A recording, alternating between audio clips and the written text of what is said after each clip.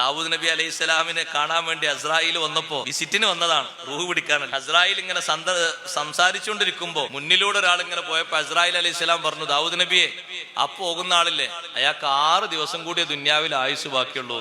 മുപ്പരത്തിന്റെ ചിത്രം ഉണ്ടല്ലോ, അതിന്റെ എല്ലാ കാറ്റലോഗും ഉണ്ടല്ലോ, ആരെ പിടിക്കണം, ഏത് സമയത്ത് പിടിക്കണം.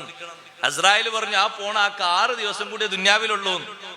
ദാവൂദ് നബി അലൈഹി സ്വലാം 2, 3, 4 കൊല്ലം കഴിഞ്ഞിട്ട് ഈ മനുഷ്യനെ കണ്ടപ്പോ ദാവൂദ് നബി ചിന്തിച്ചു, പടച്ചോനെ ഇയാളെ പറ്റിയല്ലേ എന്ന് 6 ദിവസം ഉള്ളൂ എന്ന് പറഞ്ഞ്, ഇയാൾ ഇപ്പോഴും ജീവിച്ചിരിക്കണ്ടല്ലോ, മരിച്ചിട്ട് പിന്നെയും ജീവിച്ചു. അസ്രായിൽ അലൈഹി സ്വലാം പിന്നൊരിക്കൽ വന്നപ്പോ ചോദിച്ചാൽ നിങ്ങൾ 6 ദിവസം ഉള്ളൂ എന്ന് പറഞ്ഞാൽ ഇപ്പോഴും ഹയാത്തിലുണ്ടല്ലോ, അത് നിങ്ങൾക്ക് കേൾക്കണോ?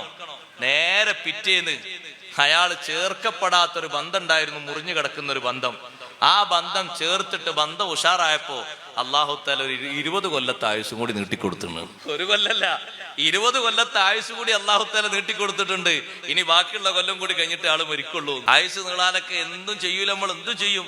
നിങ്ങൾ ഏതെങ്കിലും ചികിത്സക്കാരത്ത് പോയൊക്കെ നിങ്ങൾക്ക് ആയുസ് 25 കൊല്ലം നീട്ടിക്കിട്ടും. ഒരു 10,000 രൂപ സംഭാവന എന്ന് പറഞ്ഞാൽ എണ്ണി കൊടുക്കൂല അവിടെ, ഒരു മിനിറ്റ് താമസിക്കാതെ.